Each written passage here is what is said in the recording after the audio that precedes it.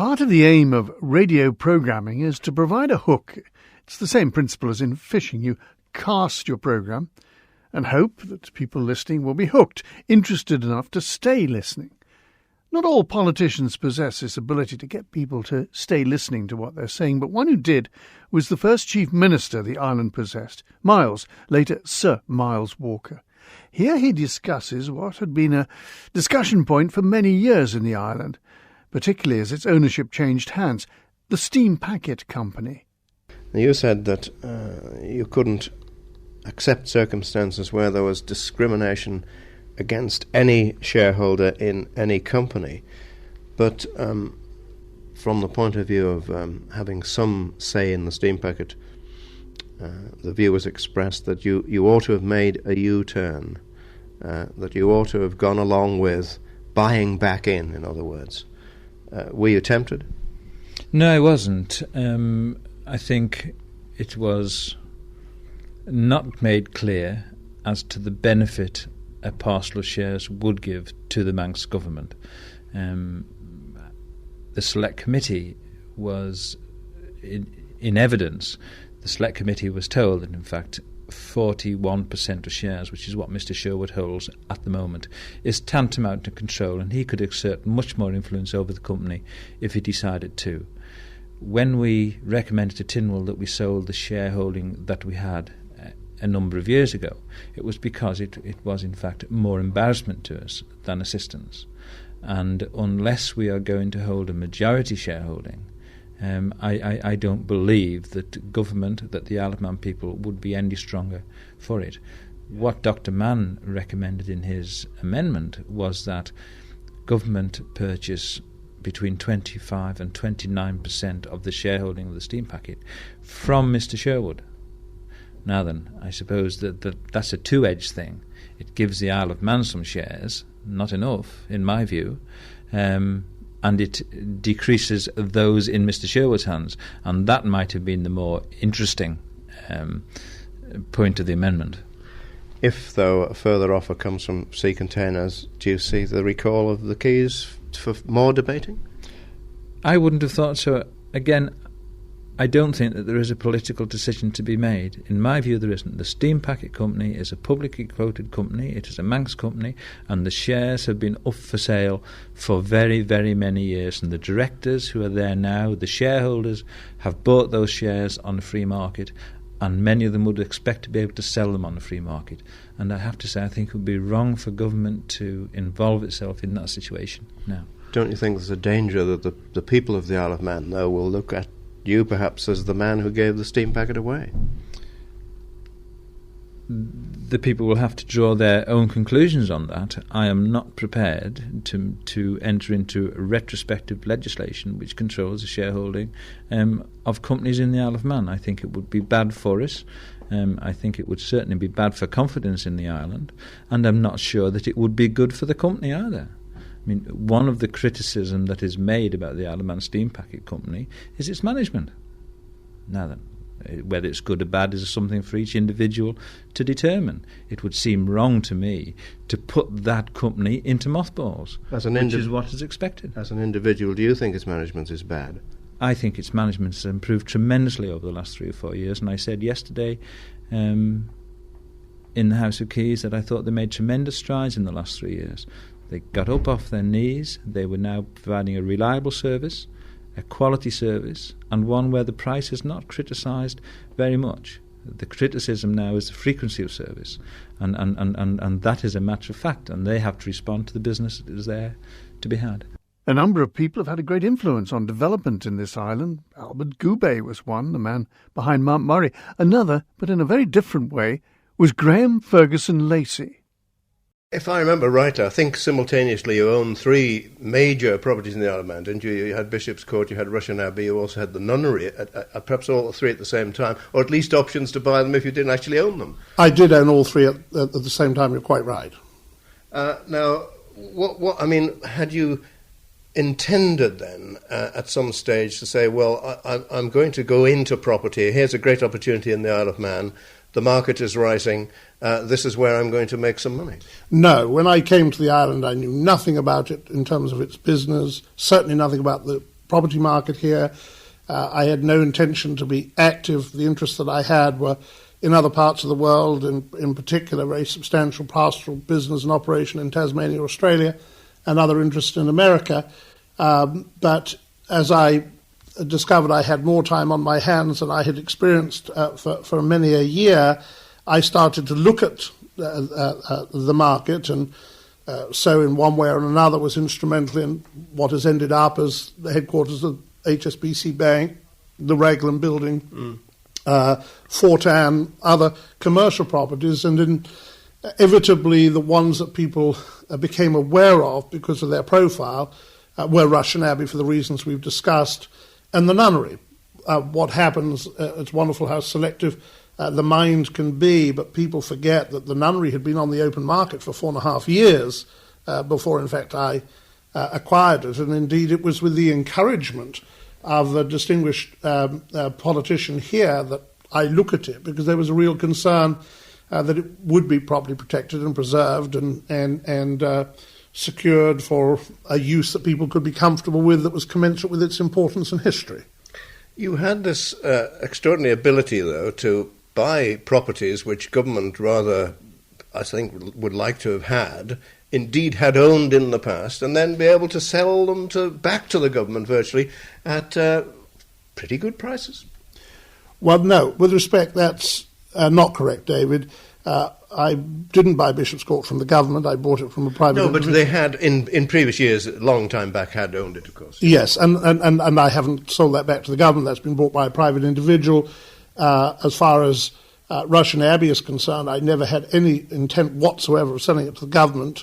What I did cost me real money financially, but I was pleased to make a contribution and to put something back because of other benefits I've enjoyed on the island. So to date I've sold only one property to the government, but you're absolutely right. Historically, the nunnery was owned by the government, and you might be selling it back to them? I doubt that. I'm aware that the government had heated debates and discussions, I think it was back in 1976, David, about whether they should keep it or not. And I know there were other opportunities in the past for Russian Abbey, and for various reasons that didn't happen, as indeed was the case with Bishop's Court. But I think also, to be fair to the politicians, it's easy for us, having lived through a near unbroken decade of phenomenal growth here in the Isle of Man economically, that the adjacent isle would have been proud to have envied, that prior to that, the government didn't have the resources and the reserves to hold on to a nunnery or to buy from the church a bishop's court, or indeed to do what's now being done at Russian Abbey. And so there is a sense in which part of the good fortunes of the economic miracle of the island this last decade have made that possible. Authors have been drawn here. Richard Adams of Watership Down lived here. So did George MacDonald Fraser, whose Flashman series were compulsive reading. But what was great was when our Wordsworth at Manx Radio, Terry Kringle, sat down with him to have a chat. This is Terry Kringle. For the next hour, I'm going to be talking to somebody who now qualifies, I think, as an adopted Manxman. He's a distinguished and highly regarded author who has lived and has been doing his work in the Isle of Man in a relatively modest bungalow in Baldrine, to be exact, ever since he took up residence here in 1969, at the very start of his literary success. Now, he's regarded as one of the finest practitioners writing in English today, one of the funniest writers in English today, also a painstaking historian and a man of decided views about life as we live it today and compared with the way we used to live it. And by now you might have guessed that my guest is George MacDonald Fraser, the writer of the Flashman books and many another work, including a personal memory of war service, which has come to be regarded as a classic. Now, George, if you don't mind, we'll come to the books later. Mm-hmm. You were born in Carlisle, 1925, the son of a doctor, good middle-class education and upbringing, and you are, as much of your work shows, a real, true son of the borders. You're a border man. Yeah. But your first Flashman book, you brought the fictional obscurity of the beastly bully of Tom Brown's school days to an end. That was published in 1969, and then you immediately moved to the Isle of Man. So I'm going to ask you why. Because I didn't, if Flashman was a success, didn't know it was going to be, but if it was, I would rather pay Manx tax than British tax. I mean, there were horrifying stories about other authors and what had happened to them, And if it's a one-off, particularly, you're left with very little. So that's why, mind you, we had connections, oddly enough, with the island. Not the kind you'd normally think about. My father-in-law, George Hetherington, was a TT addict and used to come over regularly. And my own uncle, George Fraser, worked in he would come over and work as a mechanic, worked in the pits. And so we had that sort of link. And we've been here now more than 30 years. And I always have to say the same thing about the tax question. If they abolished tax altogether across, I wouldn't go back. But you could have gone anywhere. You could have gone to the West Indies, America, anywhere in the whole wide world. You could have gone to Jersey. I'm British. I like to stay in Britain. Jersey, I know nothing about. But the island, I was born just across the water in Carlisle, lived in Glasgow. And this is the North Country, and the North Country is what my wife is also from Carlisle, and it's what we love. You could be in Cumberland here. Politicians can take themselves very seriously, but one who didn't was Clifford Irving, known as the Silver Fox for his acumen and shock of silver hair. He came up with a strange ploy to attract tourists here. Well, it started, you see, at an angling dinner in Douglas here, and someone produced a lure which goes on top of a hook in fishing and angling. And I had seen this and said I would give a prize to anybody who caught a mermaid, a real mermaid, in the summer angling competition. Because this lure was in the form of a mermaid. It was in the form of a mermaid, yes. And I suppose I was a bit silly to offer so much money. £20,000? Well, yes. Of your own money, in fact? Well, if anybody had produced a mermaid, I could have sold it for more than £20,000. And I would keep the mermaid, you see. Now, it was said in one of the articles, in the many articles in all the newspapers around the world, that this was to catch tourists rather than mermaids. Yes, it did in one. Yeah. I think it was in a paper called The Daily Gleaner in the Caribbean. They didn't present it quite the same way as the others did. But another one said it was a publicity scheme to rival the Loch Ness Monster as well. That was quite a good line. Well, it is, if you believe in the Loch Ness Monster. I'm talking in scientific terms, I'm devoting my great fortune to scientific things. Well, Arthur Wall wrote a book about mermaids, I think, and there is some kind of evidence that there has been some kind of creature like a mermaid, isn't there? Yes. Well, there have been several creatures in the world, sea mammals, who have been called mermaids, and of course they weren't. But no one's ever found anything really like a mermaid. You tried to insure against this sum of money with Lloyd's or somebody, didn't you? Well, you mean I said I had and they refused me? They refused it? I thought you had to. They'd offer you a premium of £25 or something. No, they didn't. Anything of the kind. Look, I've never spoken to Lloyd's really, but I did say that Lloyd's wouldn't insure me. But you did involve the Lieutenant Governor, Sir Ronald Garvey, didn't you? No. He was a man full of fun. He really was, and he loved these sort of stunts. Another author was Professor Trevor Norton, who wrote a series of bestsellers centred on underwater diving. But as head of the Port Erin Marine Biological Station, he was in charge when the facility was sadly taken away from the island. We weren't in any way involved in the negotiations between the university and the government. And in a way that was disappointment. We were told by the university that this was because the government said they would like it all confidential and kept secret. But we were told by the government that it was the university that said they wanted it all kept confidential and secret. But the problem of that is that we weren't able to check the documents and so on. And when I did see the documents that were put forward by the university, I felt the costings were vastly exaggerated. I mean, I thought it really was. It put the very worst light on it, and it didn't even suggest to government that, well, you know, it was depending on what you wanted, it would cost various amounts. And clearly I don't think the government would want, for any purpose, all these buildings. And the demolition might cost some money, but some of the best buildings are actually in pretty good nick. There's nothing fundamentally wrong with them. As we speak today, then, neither the university nor the Manx government are having any thoughts about changing their mind. No, I think that's absolutely out of the question. I don't think there's any question they're going to change their mind. What is the loss for the Isle of Man and marine biology? I think more than the island realises. I mean, as you know, when there was a poll of your listeners, 87% say that something should be done to try and save the lab. I think they'll lose our reputation. They'll lose the independence of the advice that we've been able to give them, and the fact that we're on tap to bring up and ask advice at any moment. They'll lose probably one of the most famous establishments on the island.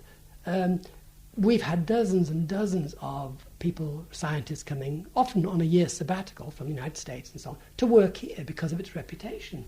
We produce something like 50 publications a year.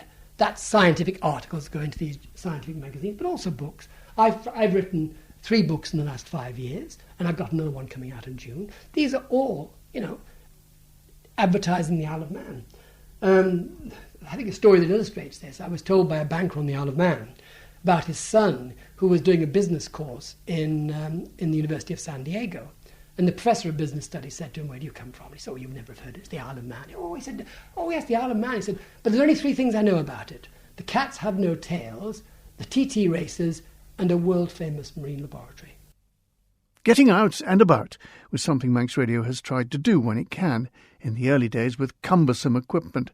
Here, though, Alan Jackson takes a trip to the Mart at St John's. The auctioneer, incidentally, is Noel Kringle. 125, 125, 125, 125 mid-den, 150, 150, 150, 175, 150 and bid at 150, 150, 150 make 75, 150, 75, 175, £2, 172 pound, £2, 25 now, 2 up at 2, 2 and bid then £2, £2 a bid at £2, £2 a bid at £2, I'm going to sell them, £2 a bid at £2 a bid at £2, Alan Jackson. Pound on this box. One and bid at £1, £1 a bid, then one now £1, £1 a bid at £1, £1 a bid, then £1, £1 a bid, 25, 125, 150, 150, 75, 175, 175, 175, 2, 175, 175 bid, then 175, 175 up at 175, 75 up at £2, £2 a bid, 25, 225, 50, 250, 250, 250 and bid at 250, 250 up at 250, 75, 250 and bid at 275, 275, 3 up at 3 and bid, then £3, 25. 3 and bid at £3 a bid, then 3 at £3 a bid, then £3. Well, it's amazing how the farmers keep up with the auctioneer. Do they all have their maximum bidding prices? Oh yes, more or less. It's every year. We all have our own ideas. Yeah? Naturally. Mind yourself. Excuse me. Right, we've got another calf in here. Sorry, that calf nibbling me away there. Right, we'll get another calf in there. That's it. There he goes.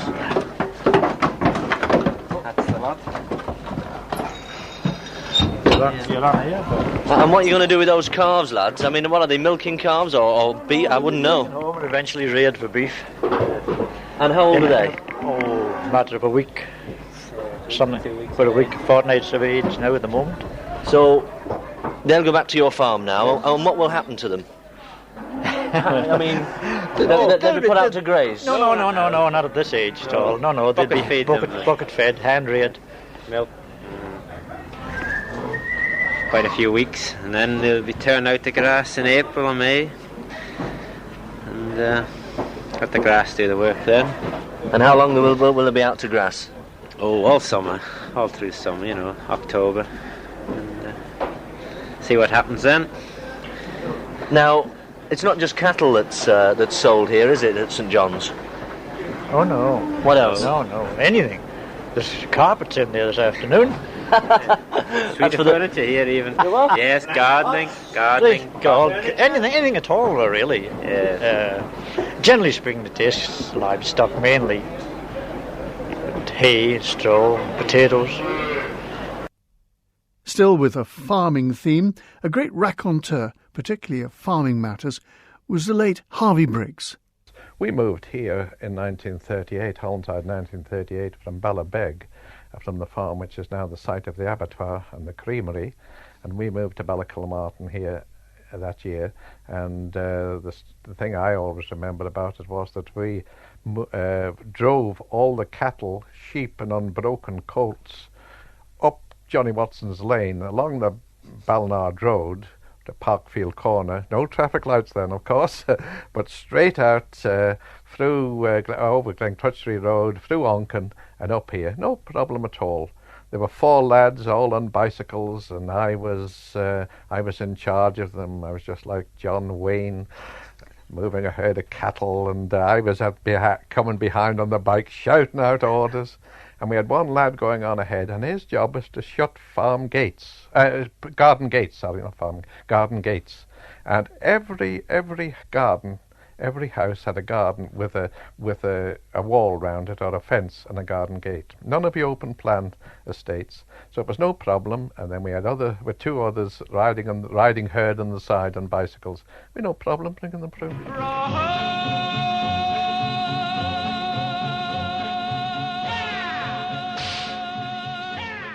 A politician with a robust way of putting his point across was Edgar Quine.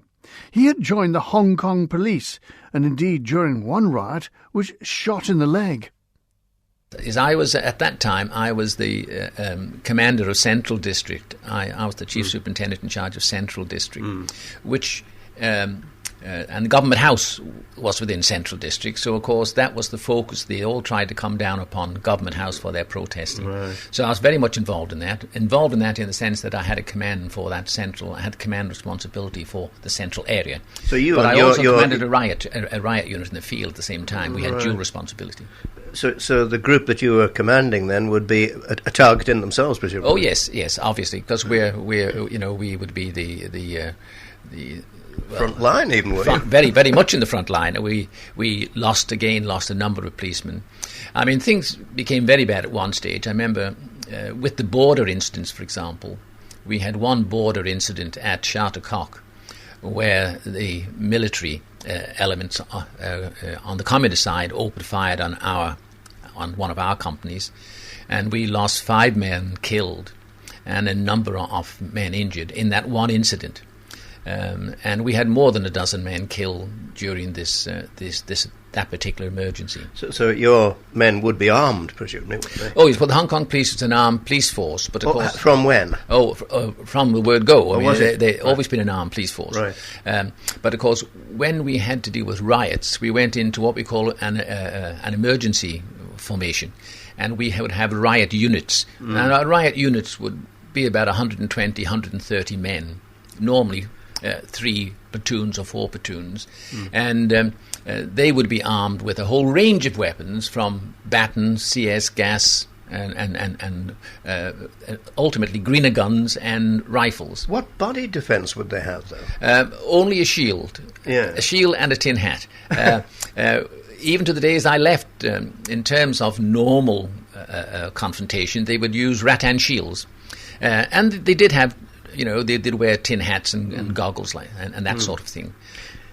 Well, how can you describe the worst element of one of these riots, for instance?